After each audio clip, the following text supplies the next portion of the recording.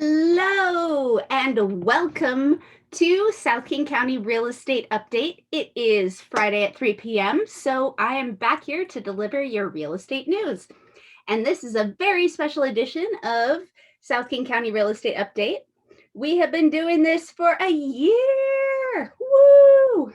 So it's time to wish a very happy birthday to the South King County Real Estate Update.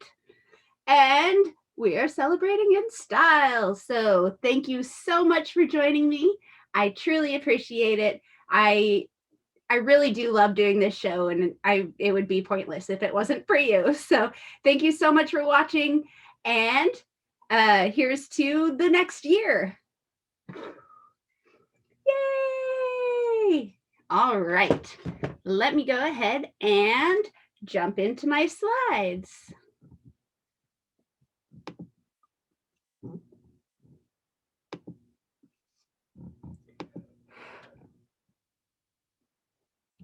So as I said before, this is South King County Real Estate Update. Today is April 30th. My name is Sarah Eggleston with Stone Egg Realty at John L. Scott. And I'll go ahead and jump into this. So as I said before, it has been 1 year. Yay! So I am very excited. Our first episode aired April 24th, 2020. So now it has officially been over a year. And we can celebrate a little. And I do have some spots still open for my hot air balloon sunset paint night coming up May 25th. So if you want to sign up for that, make sure you check the link below and register on Eventbrite to reserve your spot. So what happened this week?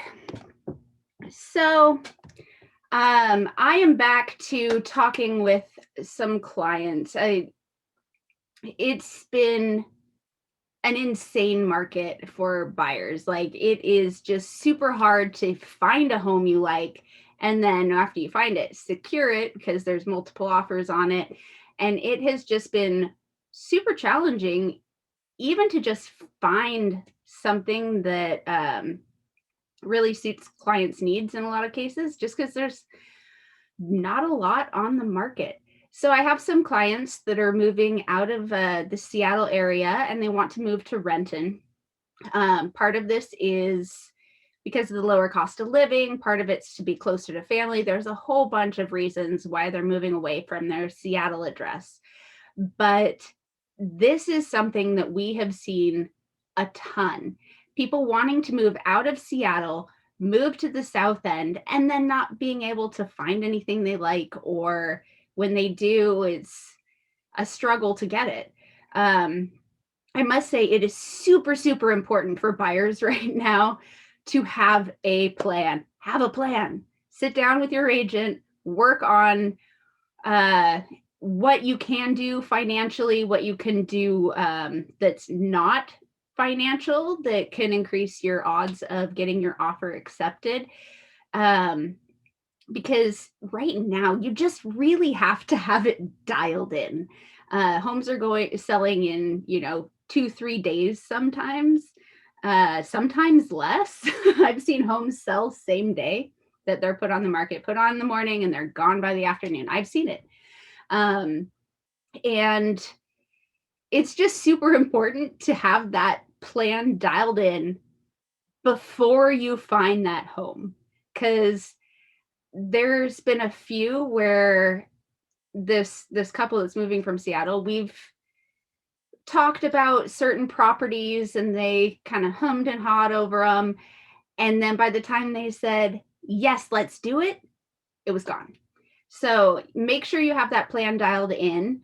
I'm working on figuring out the best option to transition from their Seattle home to the Renton home. There's a few options we're discussing. So hopefully this gets worked out pretty smoothly, and I'll keep you updated for how that transition goes. So Seattle residents, as this is playing into exactly what I was just saying, Seattle residents have been moving to South King County throughout the COVID pandemic, I had to split up this map here to get it on the screen large enough for you to see. Okay, so if we click on here, it'll take us to the article, and you can see the map fully. But you can see that, like, say Maple Valley here is 16.9% increase in or people have moved there from Seattle. Des Moines actually decreased 15.76. Fewer people have moved there from Seattle. But pretty much everywhere else, Federal Way's up 18.43%. People are gravitating south. It is interesting to see how many more people are moving south in 2020 compared to 2019. I just thought that was interesting to see. And not surprising, but interesting. And there are a variety of reasons that people have moved to South King County. One is the flexibility to work from home and the green spaces. It's just, there's a variety of reasons. I must say the reasons are different for pretty much everyone. But whether you're working from home or whether you want more space, larger house, room for the dog, more of a yard, it is different for a lot of people. But I thought this was interesting, that the migration out of Seattle was actually very similar in the amount of people that moved out of Seattle. It's just people haven't been moving into Seattle. So I did think that was kind of interesting, that the rate of people moving away was similar to what we'd seen in the past, but there's like not people moving in. Businesses are also moving to South King County. There's been a bunch of businesses that have moved from a Seattle address to Federal Way or Burien, just making that migration south. So that's not super surprising to see either. If there's more people living down south, they'll need more restaurants and bars and grocery stores and all of everything. So the businesses are transitioning that way as well. But home prices are going up in South King County at a greater rate than Seattle because of the higher demand. So there is some concern about people being forced out of the area just due to the rising prices. So hopefully we get to keep people in their homes if they want to stay there. And Seattle did slip from the number one or the number two spot in the housing market in our nation. We've been number two for like the last year. I think it's 12 months, but it has not really calmed down that much. So San Diego has pushed past Seattle with a spike in home sales, but we are still number three. Shortage of inventory is presenting problems for buyers. Homes are selling almost immediately, so that's great for sellers. And our home prices here increased 12% in February compared to a year earlier. And that February a year earlier was kind of before the pandemic affected housing. And this shows the Seattle area since February 2016 is up 59.1% compared to a national average of 36.2. So this actually was kind of surprising to me. Previously owned homes are now more expensive than new ones, which is just this. I'll talk about this a little bit more in depth at the end of the episode, but this was a real hard concept for me to wrap my head around, of like, why, with the increased construction costs, are new homes becoming more affordable than resale homes? It took me a second, I must admit. And it is the first time in 15 years that it is cheaper to buy a new house than a previously owned dwelling. So the average sales price for previously owned homes was $334,500 in March. And for new properties, it was 330,800. So this is, yeah, I'll like I said, I'll get a little bit deeper into why in a little bit, but it took me a second to really understand deeply why. And more Americans signed contracts to purchase homes in March.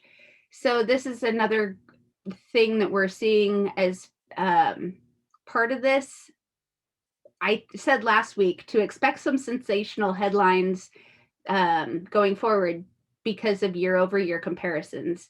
March, April was kind of when we started to feel the effects of the coronavirus pandemic in the real estate market. So now, a year later, we've made I mean, the market's gone nuts since then, but we have seen such a recovery that compared to 1 year ago when everyone was uh, just confused about what was going on, didn't want to make decisions, they were pulling homes off the market because they didn't want people in their homes. There was very little real estate happening in March and the end of March and April last year. So the year over year comparisons are going to be shocking.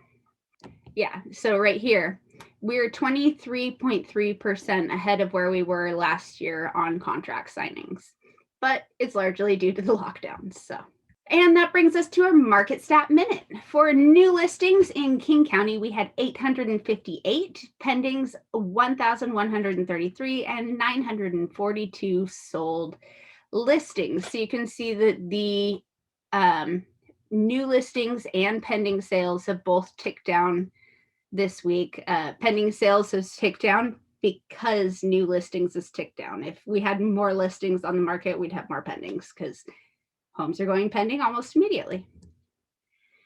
And you can see that we're still starting to still trailing off a little bit on the North American showing tracker here.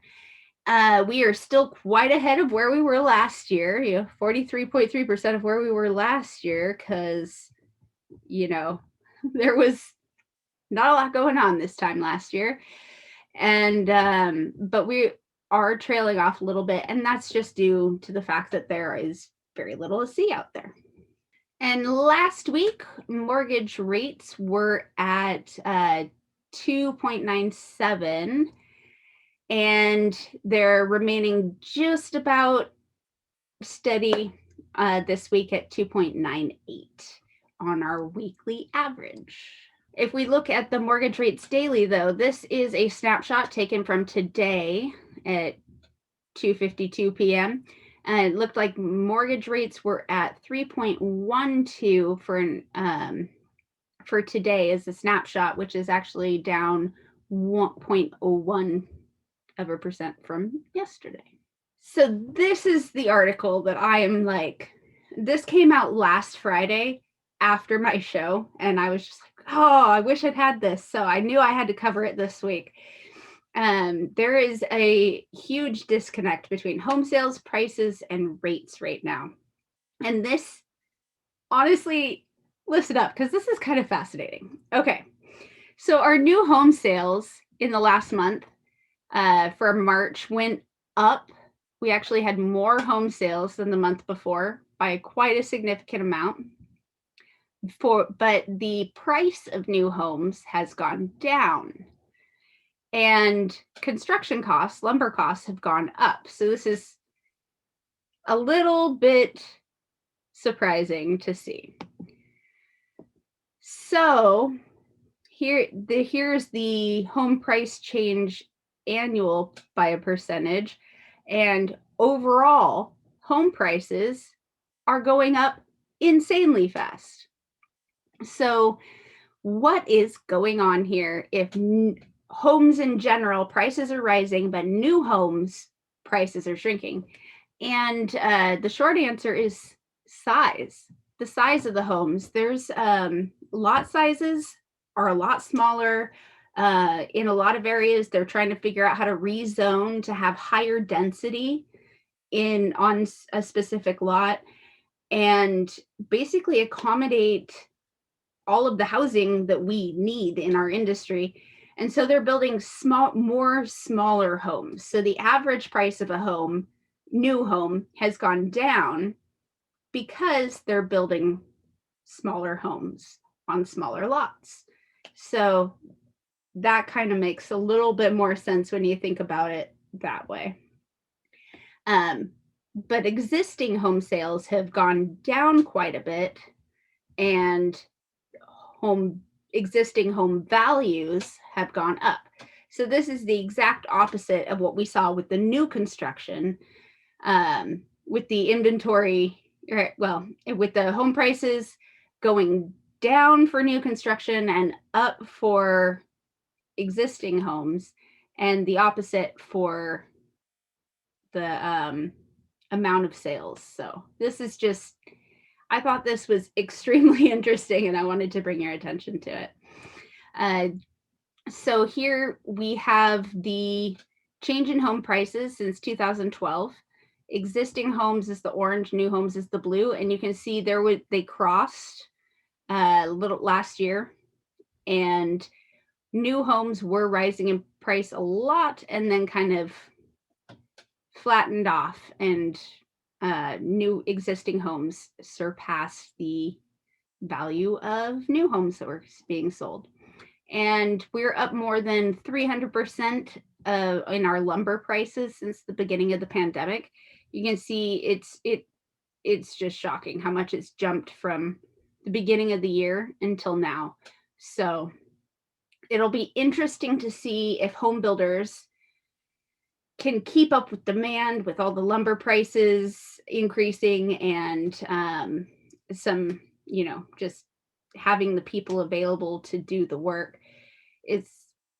But yeah, I just thought this was super interesting that new homes are now becoming more affordable than the resale. So I want to hear from you. Let me know what you want to see in these videos. As I said, I've been doing these for a year now, and not a ton has changed since I started doing them.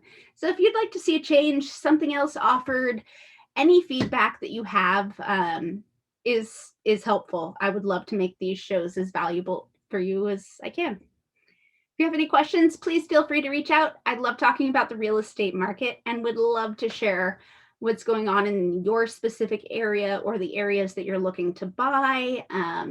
Let's just, sit down and have a conversation about it and see what's going on. All right. And so thank you so much for joining me for South King County Real Estate Update. I will be back here Friday at 3 p.m. next week. And thank you for making it a fantastic year. Woo! All right. Have a great week. See you next time.